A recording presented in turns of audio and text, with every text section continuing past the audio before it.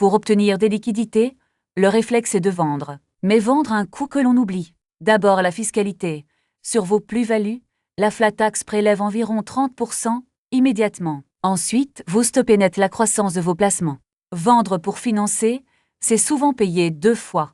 Le crédit Lombard renverse la logique. Plutôt que de céder vos actifs, vous les nantissez. Ils servent de garantie à la banque, mais restent à vous. Vous récupérez des liquidités, et vos titres continuent d'être investis. Aucune vente, donc aucune fiscalité de cession déclenchée, et vos intérêts composés poursuivent leur travail. Combien pouvez-vous obtenir? Cela dépend de la solidité de ce que vous nantissez. Un fonds en euros, très stable, peut être financé à 80%, parfois plus. Des obligations, autour de 70 à 80.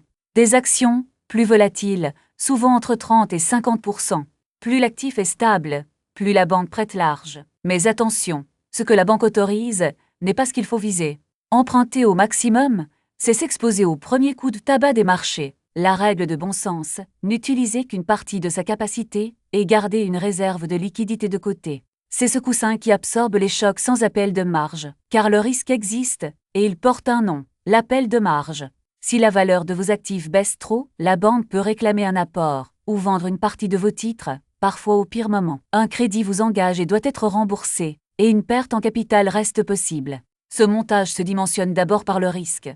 En résumé, le crédit Lombard permet de financer sans vendre, sans déclencher l'impôt de plus-value, en gardant vos actifs au travail. Ce n'est ni magique, ni sans risque.